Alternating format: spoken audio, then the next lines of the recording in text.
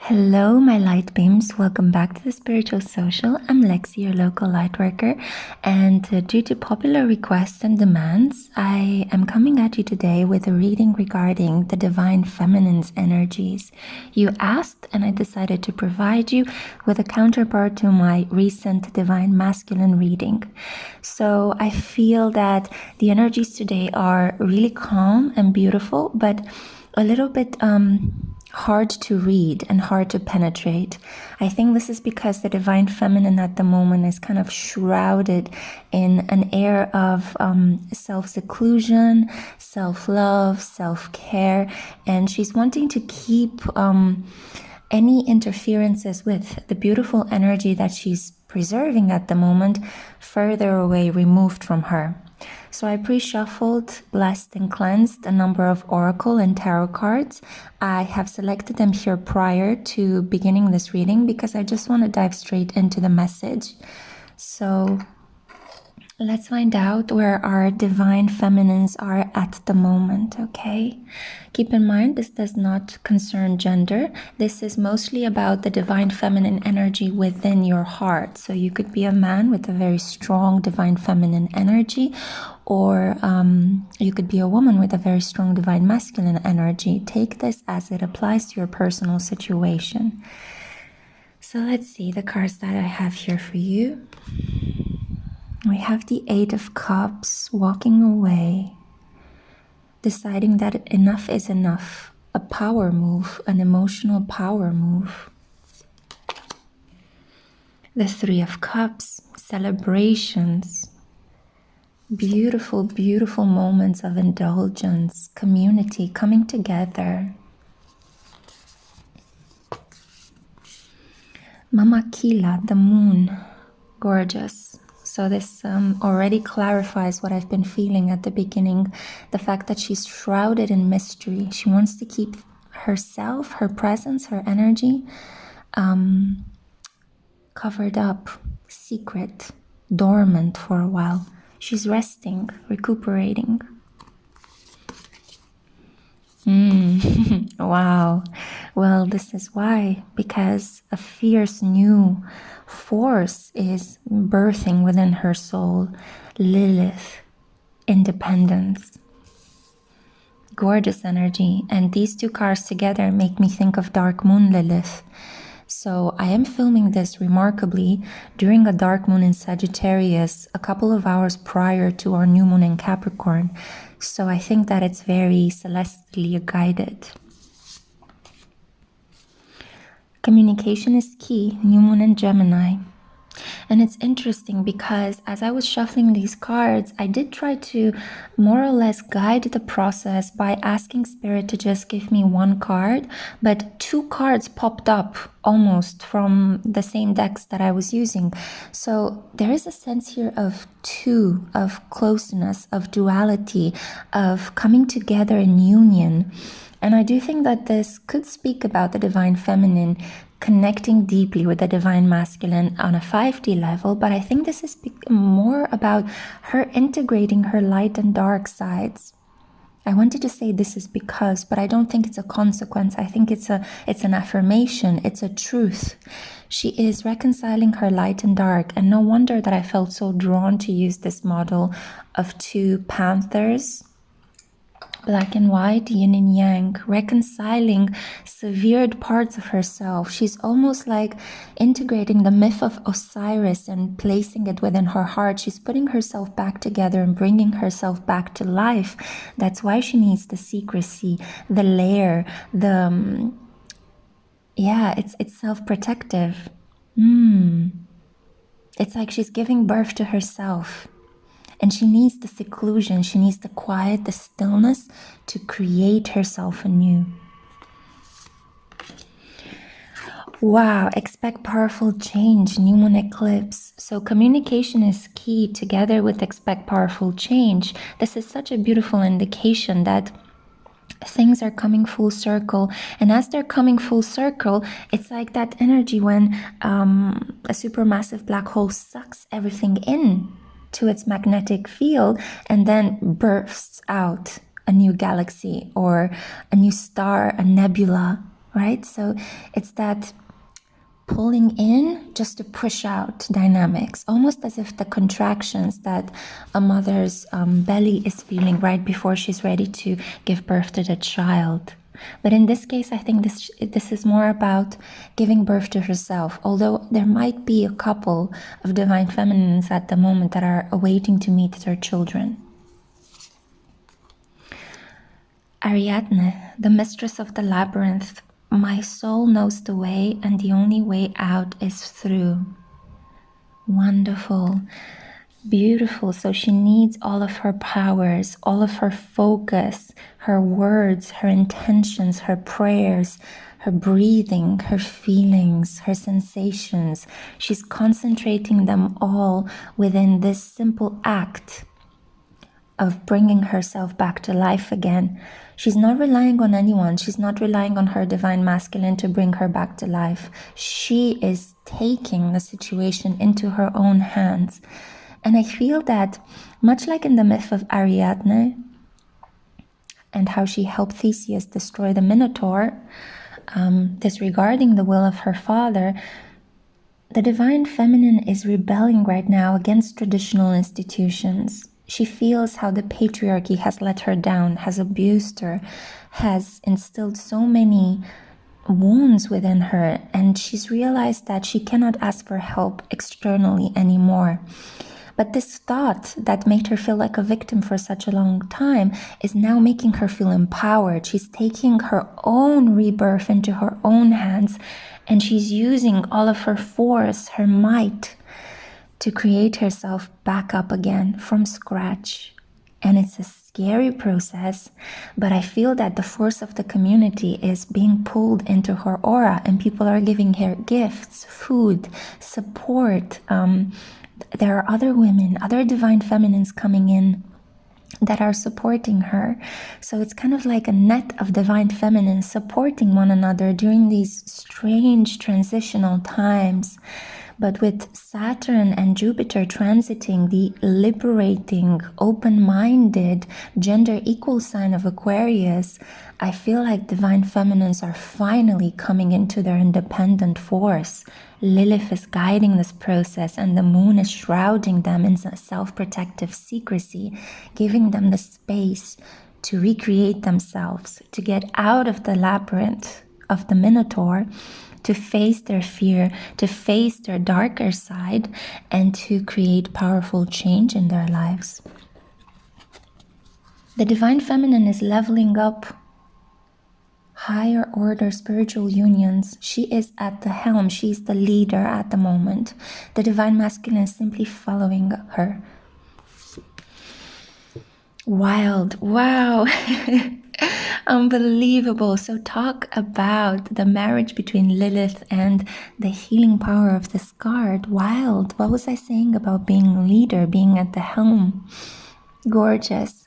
She's got this fierceness, almost like I feel that this fierceness that you would usually see in Chinese depictions of the dragon, right, as a symbol of luck and bravery and force. The force that the dragon needs to pierce through the darkness, because that's why the dragon is so revered and is considered a symbol of good luck, because it is so mighty and so determined to destroy the darkness, destroy doubts, and overcome fear. The biggest fears in our lives are not about losing money or losing love. It's about facing the unknown, not knowing what comes next. And collectively, we are all immersed in this energy at the moment. But here is the thing. Divine feminines are bringing solace. They're bringing a sense of groundedness, a sense of stability. I feel it's almost, I see this image of hands opening up and holding the earth, holding our souls, holding our fears and cleansing them, almost like a mother cleanses the face of a baby, right? So it's like nurturing us into a new state of being, cleaning us, helping us face our fears so that we can grow stronger into our own identity, into becoming ourselves and fulfilling our life's missions. Oh, gorgeous. Vulnerability. Open your heart. Allow yourself to be tender. And this is the challenge at the moment, how to remain open-hearted in the midst of all this chaos and fear. How to continue to be wild and fiercely strong and independent when there is no certainty. You don't know what tomorrow might bring. You don't know what large-scale natural, economic, or political event might happen. So the divine feminine is really struggling at the moment to face fear, to overcome it, to see it head on and challenge it, just like with the energy of this dragon. And then if she has made a mistake, and if she realized that she's been too pushy, or she was too strong in how she came across, she is able to understand that she's made a mistake, and she will apologize and she will patch things up. But it is a world of illusions that she's dealing with at the moment as she's healing her wounds, as she's emerging from this cave where she has been giving birth to a new version of herself. She is empowered, yes, but now she's learning how to cope with this power. She's trying to understand, how do I see what is real and what is not? How do I continue to protect my boundaries while not coming across as too strong? How do I remain fiercely independent but also open my heart and stay vulnerable in love? She's really flowing with this energy. She's trying to see where it will lead her. Some days are better than others, and some days she feels defeated. She feels like she acted too strongly. She feels that she cut off the love that other people tried to give her. And in other days, she's opening up again. It's almost like a nightshade. I see a nightshade, the flower, closing itself up during the day and opening up at night. So whatever mistakes she might have made in personal relationships during the day, at nighttime, she's opening up to this understanding that we are human. I am human. Even if I'm connected to the divine, I am human. I make mistakes. I can apologize and mend broken bridges, but also I can remain alert and do not allow people to steal from my energy, to mess with me, to take advantage of me, to criticize me unfairly. Powerful forces are at play in her psyche now. She's also bringing up to light a lot of gems from her relationship with her own parents. She's spreading so much light in that area, healing herself and healing the collective through that. Yes, persistence. Euphorbia, the African swallowtail.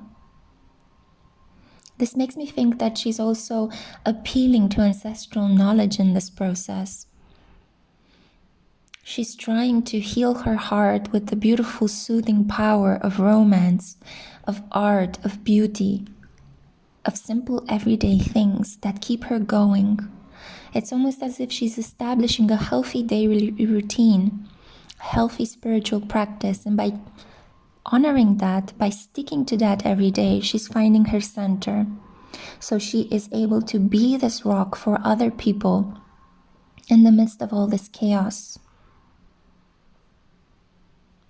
As her divine masculine, I think, is wandering around her, I feel she is like the sun, and the divine masculine is like one of the planets in our solar system that are orbiting her. She is able to diffuse so much energy right now as she's changing her core, like a star that is fusing so much energy within her. She's being strong, And it's kind of like she reached the limit of how strong she could be. And now she's breaking through, opening up to yet another level of strength. Strength that is built on the wisdom of her heart, not on being strong and tough and not allowing people to come into her life, but being able to remain porous, remain loving, remain forgiving, taking everything that comes to her flexibly, adapting like water amongst life's challenges. We also have here magnificence, and this is the bird of paradise, common mother of pearl. I feel like crying. This is such a beautiful message, and oh wow, my red. So many messages all of a sudden. I feel like my right hand started shivering, which is really interesting. Red, mother of pearl, crying, shivering. This process is really difficult on her body. These energetic shifts, the changing of the electromagnetosphere of the planet, all these cross-wired signals that are happening at the moment.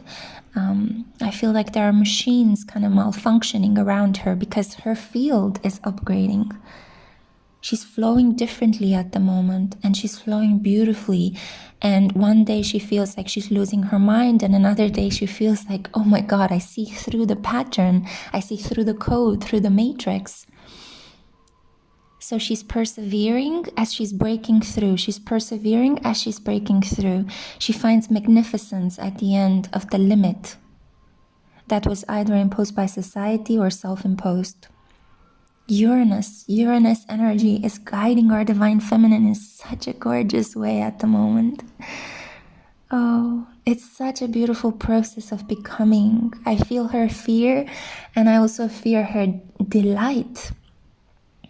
It's like she begins the day with the world on her shoulder, and like Atlas, she's able to lift up the world, drop it, drop it safely into the cosmos, and then breaking herself apart and birthing herself anew. And by the end of the day, she's the resplendent sun.